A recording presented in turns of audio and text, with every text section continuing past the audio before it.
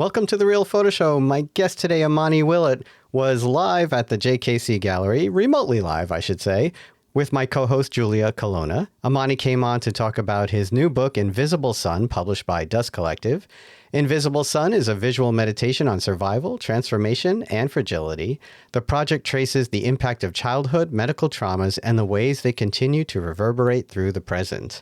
And we have a really wonderful conversation. I've also linked to a short video slideshow of images from the book in the show notes. If you haven't been tuning in to the Real Photo Show live stream on YouTube, or you haven't checked out the channel to watch the videos after the live stream, let me just tell you a little bit of what's been going on. I know I've mentioned I've been looking for ways to change things up a little bit. I've been doing the show since 2015, and I still love talking to photographers and book publishers and everyone involved in the photo world. But I've been looking for ways to tie all the different things I do together a little more coherently. So with teaching and running the gallery and doing the podcast, I thought, why not do more with my students? So Julia Colonna and Danny Paglione are not just photo majors in my program, they were also the president and vice president, respectively, of the gallery club and heavily involved with the gallery. Julia is also my lab assistant, and both of them are fantastic students. So it was really an easy decision to have them help me produce the show at the gallery. It also turns out that Julia is a natural at interviewing, and I'm already very comfortable just shutting up and letting her run the show for long stretches of time. All right, on that note, let me just remind everyone this podcast is sponsored by the Charcoal Book Club. Begin building or continue to build your dream photo book library today at charcoalbookclub.com. The next book shipping is The Overmorrow by Damien Daufresne, and I apologize if I mispronounced the name. This book is a tale or a fable, a story of the kind that is told in the evening by the light of a small lamp before the other falls asleep. It is told again and again every evening, each time a little differently, leaving gaps for the next time. It tells of children and animals, of undergrowth and clearing, and perhaps a monster. And I will present this book as a reel on the Real Photo Show Instagram as soon as I get it. And let me just promote the next live artist talk, which will be on the Real Photo Show YouTube channel. It will be with Van Thomas Powell, Lisa Beard, and Mika McCoy. And we will be talking about their new venture, a new photography collective called Disparate Projects, as well as their first publication, Fractured by Christian Lopez Moreau. That will be on December 1st at 6 p.m. Eastern Time. They will be joining remotely at the gallery, and I do hope to have more actual in-person artist talks soon. But while they will all be remote, Julia, Danny, and I will be there in person. So if you're around the Trenton area, come say hello. The JKC Gallery is at 137 North Broad Street in Trenton, and you can park right across the street. And just one last note on this change of format. I know the audio quality isn't what you all have been accustomed to, and I am working on that. In fact, with the next show, I do hope to have a lot of that worked out. All right, everyone, thank you for listening. Thanks for the patience while I make this transition to live streaming. And I don't think I've ever said this before in an introduction, but please like and subscribe the Real Photo Show YouTube channel. All right, see you soon.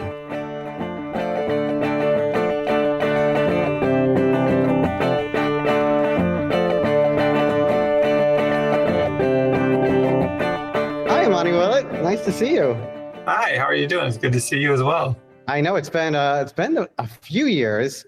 I think so. This is funny. I think the last time we saw each other face to face, we were about 50 feet apart on two different stairwells at the New York Art Book Fair, and it was sort of like the second or third time it had opened after COVID, but it was so crowded.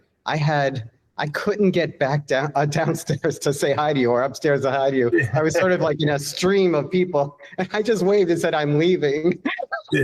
I remember that quite well. Yeah, it was a very crowded event for sure. Yeah. It's good to see you virtually, if not in real person. Yeah, you too. And of course, this is Julia Colonna, my co-host today. Hi, Julia. Good to see you. Hi, so nice to meet you. Yeah. As well. So we're here to talk about Invisible Sun, published by Dust Collective. I'm going to read a little bio, and then I'm going to read a little bio that apparently I didn't copy to my notes here. I sent it to you for an update, and let me just grab it real quick here. Oh, this is good live We're doing great. All right, here it is. Okay.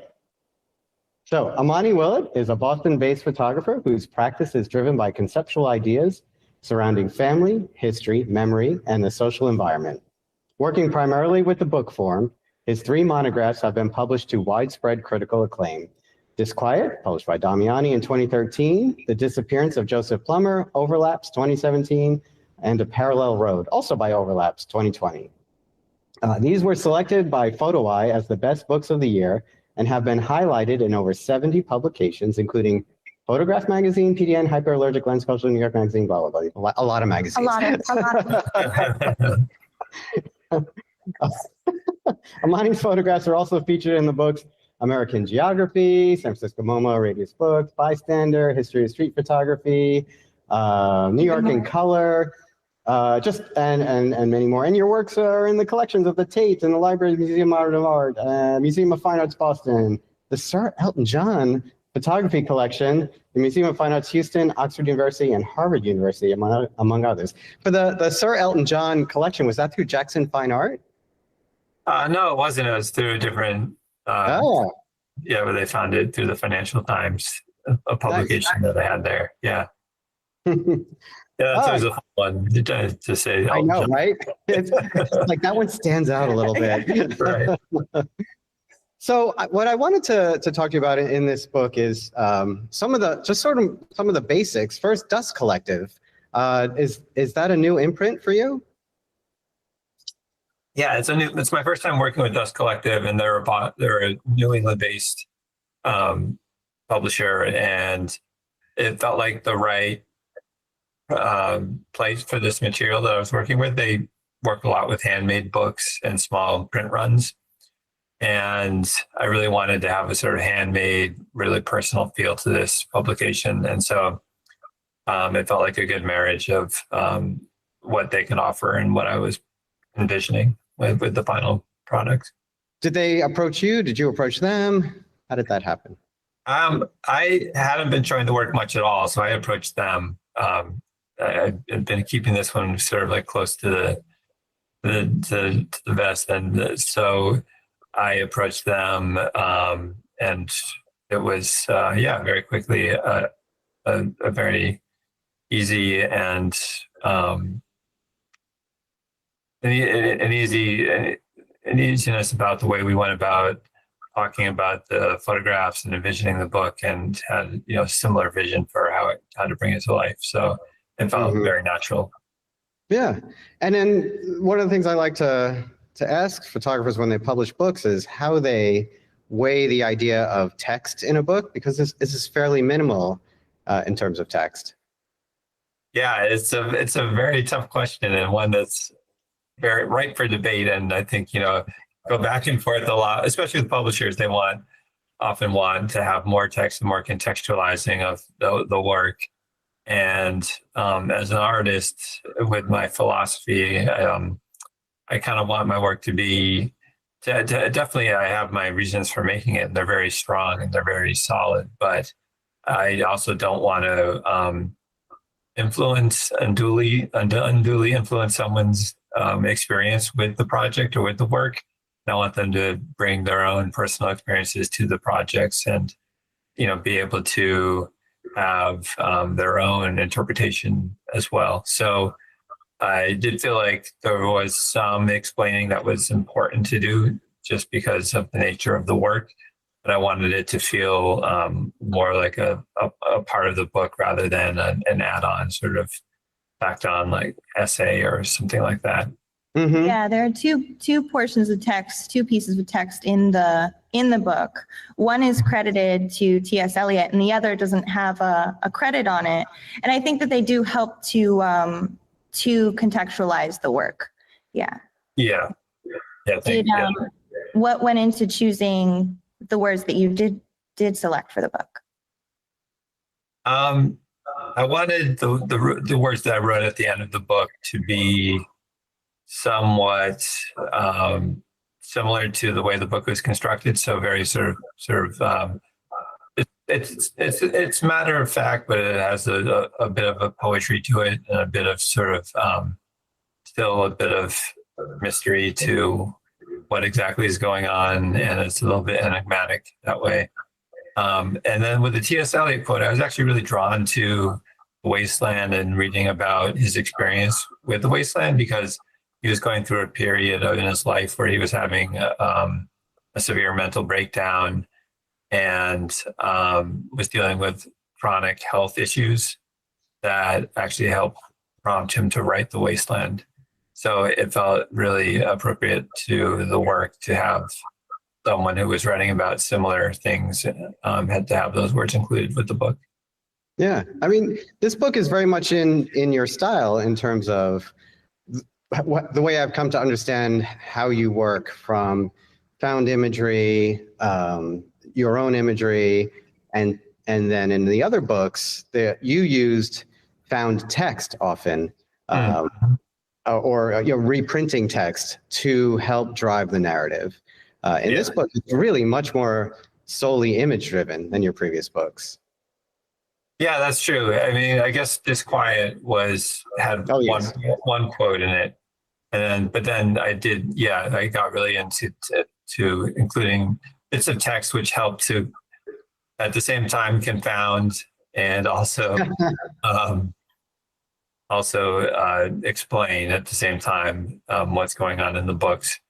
And with this project, it wasn't really a conscious choice not to have the text, but I felt like I was doing, maybe not to jump ahead too much, but I was doing a whole lot of journaling during this project as part of a lot of extensive therapy that I was involved with. And through that journaling, that's a whole lot of text that I was pouring through and reading, which then I then turned into images, either by photographing myself, images, or we'll get into it later, I'm sure, but with this AI component of the book, using. Yes, my students really wondered about the AI component of the book. And I'm really happy to dive into that. I think that's an important conversation to be having in photography at the moment. Mm-hmm. But with those images, I also see them as text driven, in a way. So while the final product is an image, they are, they have their basis in text. Right. In this instance, text was part of the process, not the final result. Yeah, that's really interesting. Exactly. And we've been talking around Invisible Sun for a while now. Let's dive into it. Can you tell us about the impetus for it and how it came about, and what is this book about? Yeah, so it's basically a book that I feel like kind of came out of a necessity in a way. It's really what's been occupying my thoughts for the last few years. Early in my life, I experienced several medical traumas that nearly ended my life. There were abdominal issues. I was living in Dar es Salaam, Tanzania, and this is in the mid to late 70s. And at that time, there weren't a whole lot of really great medical options for critical surgeries, and so I almost died twice. And from a very young age, I noticed scars on my stomach and was really aware of this sort of fragility of life. I think maybe more aware than most children were. And then as an adult, I started facing some chronic health issues. I have some heart issues, as well as some other issues that have cropped up that I'll have to live with for the rest of my life. And what I realized while facing these issues was that they kind of unearthed a younger part of myself that still needs healing. There's like I don't want to sound too new agey, but there's in a sense, like a little kid in me that was never soothed or never healed properly from the early traumas that I faced when I was, living in Tanzania. And so this book traces the process of finding that younger self, confronting his fears, and learning how to care for him from the perspective of who I am now. And so over time, I've realized that my whole life has been sort of filtered through this awareness of life's fragility. And that fragility at times can be terrifying, but also at times impossibly beautiful. And it shapes how I see the world, how I respond to it, and how I move through it. And so, yeah, I would say this project is a reckoning of sorts. It's about coming face to face with that younger self, allowing him to be, and ultimately emerging as a new version of myself, imperfect, but also transformed by the act of confronting and understanding these traumas. Well, you're in a very therapy-friendly crowd here. Yes. You can't get too new agey with us. Yeah, I mean, this book, just like with your other books, it creates this sort of, I had said before we started recording that I really admire your work, and looking through your books has really changed how I thought about, the photo book as a final product, as a piece of work itself.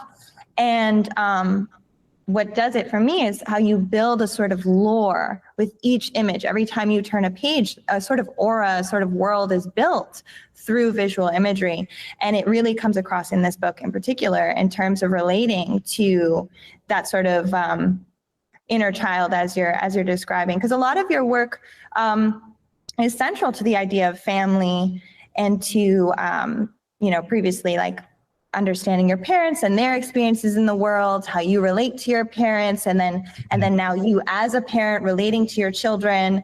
And it brought up a lot of themes of like epigenetics to me, the whole idea that we face these traumas and it changes our DNA, our structural DNA, and then we then pass that on to our children. And I wanted to ask you about your experience using your children, photographing your children, sort of in place of yourself in understanding that inner child, and also in relation to your children as individuals. How was that experience? Yeah, it's interesting. So my background in photography, I started working as a street photographer. And so I photograph very intuitively, even though my projects end up being quite conceptual. My way of making images is not. It's to respond. And then it's later in the process where I sit down and I make meaning from them, and I sort and sequence and edit them into statements that have some greater meaning. And so in terms of the way I photograph my kids, I didn't really ever do it super formally. It's more that I have my camera with me at all times, and I'm photographing them as they're doing things. I might, from time to time, say to one of my sons, "Hey, would you mind just standing there for 1 second, or turn towards me for a minute?" But there isn't a whole conversation or a day where we say, "Oh, we're going out to shoot with Dad to make some pictures for his book." It's much more organic than that. So yeah, it's in the flow of the way I make pictures, sort of just out in the world on a daily basis. Yeah, and thinking about like the book as a final product, I was curious how shooting goes for you, and you're saying you shoot very intuitively, and it's only then afterward you kind of formulate it into sort of what you're trying to say, I guess, with images. When do you sort of reach a point in shooting where you feel a sense of like completeness that then you can try and formulate a statement? And how many images have you compiled before reaching that point? And then how many images do you sort of deduct down from the actual end product? Yeah, I'd say it's different with every project, but if we're just sticking with this project for a minute, I have a pretty huge archive of photographs, and some of these images are, the first image of the book starts with the birth of one of my sons, and so that image is a good 8 years old now. But I made images and was thinking about the project and starting to play around with InDesign, and that's when I start sort of formulating ideas. And there was a point about a year ago where I felt like I had enough images to try to start making some statements with the work. And so that's where my process starts. I use InDesign to move images around the page, on the different pages, and try out different sequences. And I start seeing if they are saying something, and if they're doing something exciting for me. Just image relationships, image pairs, the way the images, all the different sorts of images are speaking to one another. And then I print those out and move them around on the table. And so I'm working with a whole bunch of images that are like spreads, and I'm working with them on the table and to see what's working in terms of a sequence. In terms of the number of images, it really depends. I mean, I think for this project, I probably have like 1,000 images that I was, paring down from, but then I was, quickly pared that down to maybe 200 or so that I felt serious about. And then from there, it went down to about 60 images or so that made the final cut. But I would say it was about 200 images that I was playing with to try and figure out how they fit into the puzzle. Yeah, it's interesting that you say fit into the puzzle, because as you're talking, I'm like, it's like you have these individual puzzle pieces, but no final picture of what the picture you're putting together is yet. You're just sort of intuitively, even as you're, after you're done shooting, you feel like you've got your pieces. Even as you're assembling your book, you're still moving very intuitively. Yeah, that's very true. So at the beginning, it's a very intuitive process of putting images together, looking for relationships.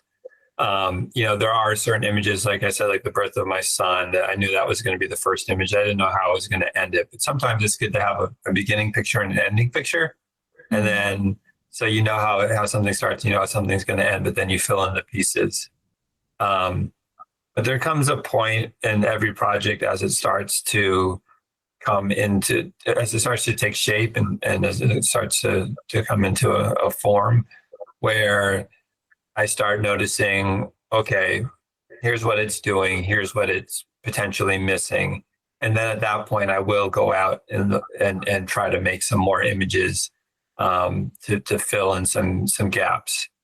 Again, it's usually, writing like simple words or phrases or lists of things, but I'm not going and setting up a shot to make the picture, but just sort of having on my mind the things that I need in order to complete the project. Yeah, you mentioned you're working from archives of work. Yeah. When I think of Joseph Plummer, I think of the extended family idea, going back into family history, and then Parallel Road, diving into that history as it gets even maybe a little closer in some ways. And then this is this is as close as you can be. Was there a natural progression to that you had thought of, or did that form as each book happened?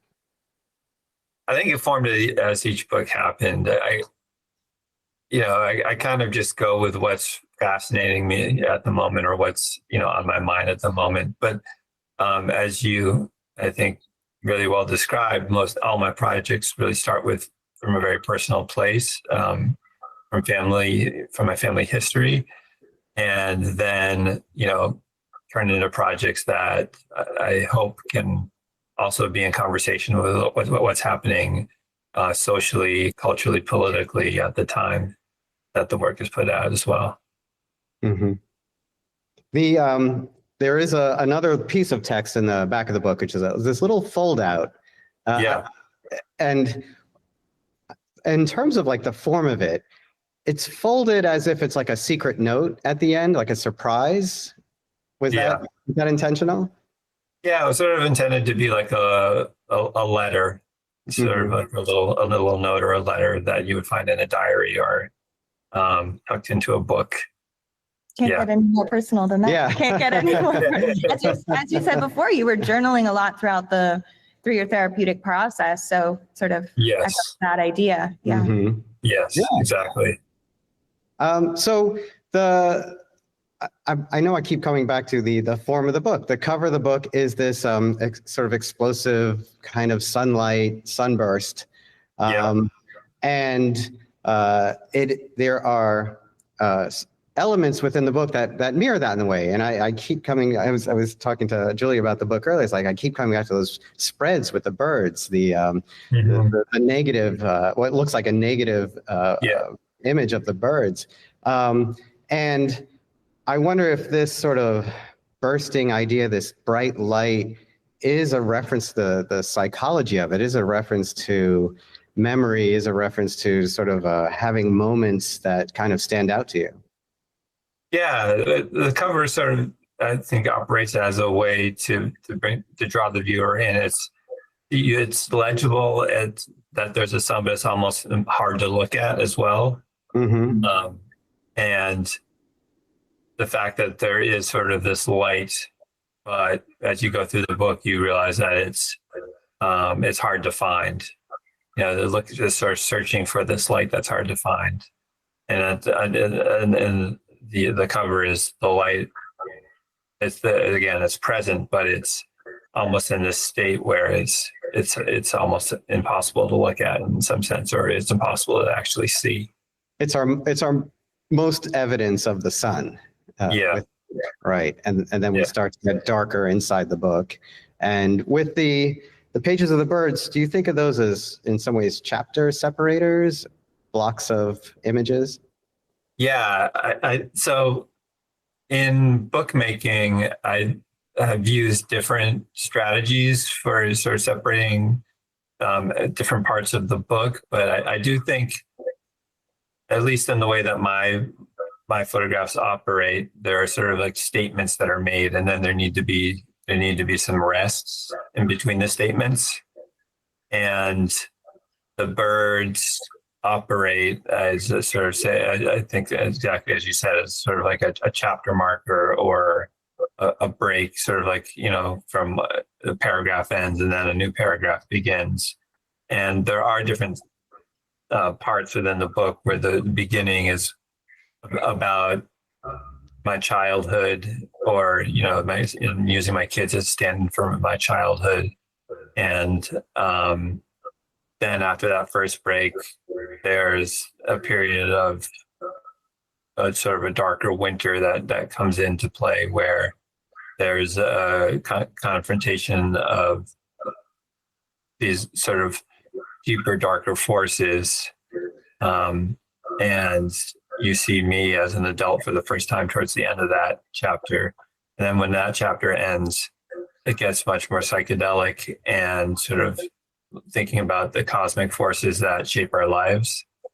And so there's a chapter break there. And so that last exploration is where you see me more as an adult and dealing with both, you know, the cosmic forces that are at play, and you know, sort of the healing process that takes place at the end. There's a flurry of birds which sort of fades to white, and I see that as being a sort of symbolic death, as in a way, and then a sort of renewal of myself as I come out on the other side of this expansive journey that I've been on.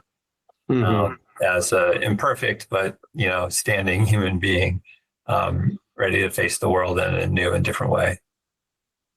Yeah, the book, as I love how you phrased it as like this, the cosmic forces at play, because the book really carries a sort of spiritual, like, mystery about it, in terms of, you know, the energy between the connections between people, between experiences, and all the forces at play. And I wanted to ask, that sort of those breaks there in the chapters and how the story progresses and how, you know, this world is built, did that sort of mirror your experiences in therapy? As you know, I'm bringing up the therapy. We're going back to therapy. Let's do it. Let's go. Yeah. Did that mirror your experiences in therapy in terms of processing the trauma that you're expressing through this book? Yeah, that's a good question. I would say it was a lot messier, or not. It's non-linear. Absolutely. Yeah. So I can't remember the type of therapy it's called now, but basically in terms of replaying memories over and over and over again, mm-hmm. In a safe space, in order to basically, rather than a downward spiral, like we usually tend to think of things, an upward spiral in terms of a way of mastering, you know, these unprocessed things that live in our subconscious and then filing them away. So the book mm-hmm. was really, really appealing to me in that way. And trust me, I know it's nonlinear. I know it's nonlinear, but just in terms of that sort of burst of the series of pages of birds, and then mm-hmm. how you're reborn afterward, that sort of satisfaction that comes from like, okay, I can finally kind of put this to rest, let it lay to rest. Yes. That was the intention behind the way it was structured. And there were all those sort of, I would say, stages within the therapeutic process, but it was also not as, even though the book is sort of meanders on its own, it was still a lot, in reality, a lot messier than the book is the TLDR. The book is the TLDR. I'm sure that it's much longer. Yeah, and of course with the layout of the images and the way they move around the page as you turn the pages, I also thought that referenced fragments of memories, fragments of thoughts, being a way of piecing things together. Yeah, no, that's, I think, a really great observation. When I had, 200 or 300 images, I had this sort of like little book mock-up that I made, and people were flipping through it like it was like stills from a movie. That's what they were sort of got. So yeah, they are sort of like these fragmented moments of memory of life that come to the forefront. And and moving from color to black and white, and some images you need some images that I think that sort of feel sharper and sort of ground you, and then it moves into more dreamlike state images that sort of bring you on a journey. But you need those sort of grounding images as well, I think, for people to feel like they at least have some, can put a stake in the ground somewhere and sort of understand where they are in the process of looking through the book. That's fascinating. You use the word grounding, because when I was looking through the book, one image that really stood out to me was the one of the child's face in the iPad, right? Oh, yeah. And I'm a mother. I have a 2.5-year-old son, and I just remember it made me immediately think of when you go and you get the ultrasound photos done, which are really the first photos you have of your child. You've got this little window into this realm that you can't see into otherwise, and the fact that the cord is plugged into the iPad is like very grounding. In the middle of this like very mysterious spiritual realm, we're suddenly like grounded in like, we've got the technology here. And I think this is a great lead in to asking about your usage of AI in generating some of the images, especially since we're talking about things like memory and the subconscious. And I was wondering if your choice to use AI for certain images was a sort of way to bridge that gap. Yeah, so with all of my projects, I've sort of struggled with this idea where I want something more than just my images to be a part of the conversation that happens within the book. In my first book, Disquiet, it was bringing in images from stills of Occupy Wall Street and sort of unrest that was happening throughout the country, and weaving those in with what was happening with my family. With Disappearance of Joseph Plummer, it's using historical images to have this conversation with this older landscape and this newer landscape that are sort of put in dialogue across centuries. And with this project, it's about using these AI-generated images that have this more ghostly feel to them, that are not images that I would make with my camera necessarily. They do feel like, and some of them I think do feel like my images, but they definitely, I wanted them to sort of fulfill this need to have these sort of opposing forces and this more expansive view. That's sort of, something that I look for in all of my projects. But yeah, with this project in particular, it was definitely a challenge to try and get these images that felt like they were coming from this space that was, again, I would say sort of supernatural in a way, sort of beyond, sort of from way supernatural, but also at the same time, from very much within yourself, from way deep in your core, things that are unspeakable, things that are unsort of knowable or unseeable. And so that's why, they sort of came about not as it was sort of a happy accident. I was one day I was looking at this book of all this journaling I had done for the project, and I was thinking about, or not for the project, but I had just done, I had made, and I was thinking about, wow, I wonder how I could incorporate all of this writing into the book. And at first I started putting in what I actually wrote into the book, and it didn't feel right. Just the way the words were sitting there, it just didn't work for me. But I knew you would try to use text. yeah, exactly. And then intuitively was like, no, absolutely not. Yeah. And then I decided to try, actually, it was my first sort of time using AI, but I trained one of the models on my photographs from my archive, so it understood the type of images that I typically make, and then put in big blocks of text that I had written in these journals. And I was really just kind of like shocked and surprised by the images that were being created, because they did feel like they related very much to the subconscious state. So I did extensive ketamine therapy, and it's a hallucinogen. So you do have these trips where you are on these journeys, and you sort of see, you really do see these sort of the cosmos, and you see these crazy forms, and you have these sort of otherworldly experiences. And I thought that this marriage of sort of putting my experiences into the AI was actually really doing a really good job at sort of bringing these experiences to life. The way you described how you're using AI does feel like a real natural progression from something like Disappearance of Joseph Plummer, in how you pushed the representation of those images that you did find, and the historical images, the erasings on top of the image, the blowing out with the sort of solar flare of people's faces, the putting the one of my favorite images from the book, the red yarn on the black and white photo.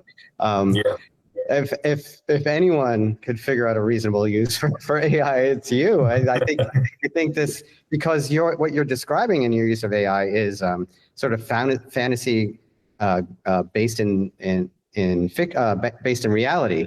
You fed AI your images, giving it that reality, and then used it to create what you would have normally done with research in some ways. Yeah, exactly. Yeah, exactly. And I'm still trying to figure out exactly what AI is. They're not photographs, but they're definitely pictures, and I'm interested in storytelling.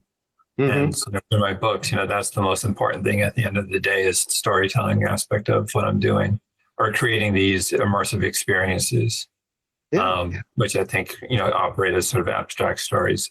And in order to do that, I'm sort of happy to use whatever means seem appropriate or necessary to create that experience. So I wouldn't want to discount the use of anything right off the bat. Right. Yeah. Yeah. Yeah. Are you doing any book signings, travels? Nothing that's set up yet before the holidays. We'll see it. I think probably just after the holidays we'll do something. We're just trying to figure out if you're coming to the New York area. That's really yeah. Hopefully, we got some books to sign. Hopefully in the winter or early spring we'll be doing that for sure. Yeah. Yeah. Do you have any? Yeah.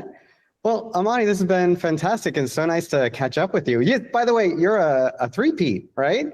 On the show? I think so. Yeah. It's amazing. Yeah. Yes. There are only a few of you. Yeah. Well, I always love the conversations we have, and it's been really wonderful to have this more expansive conversation, the three of us today as well. Yeah. Yeah, it's fantastic. And we should give a shout out to Myrtil Bover, who is always keeping me in touch with everyone. So thank you, Myrtil. Yes, Myrtil's amazing. Yes. And also, I didn't mention it before, but we have Danny over here, our engineer, Danny Paglione, who has been monitoring to make sure things are working. So hopefully Hopefully it worked. Hopefully it worked, yeah. I just realized I've been leaning in this whole time towards the no. microphone. Hey, you know what? I'm sure on TV, so I've been staring down the whole time, so that's the way these things work. All right. Thank you all for joining us as well. One of the reasons why I didn't do a little slideshow of the book while we were talking is I forgot to ask for that permission in advance. And I know the book just came out, but I can link if it, we'll figure this out later if I can link to a slideshow later. And so people can see some of the pictures we've been talking about. Yeah. Absolutely. Yeah, great. Well, thanks again. Thank you. Thanks for having me. I really appreciate it. All right. Thank you so much. Bye, everyone. Bye. Real Photo Show is produced by me, Michael Chovin-Dalton. Music by Matteo Chovin-Dalton and Jim Raimundo. If you like the show, please rate and review with all the stars on your listening platform.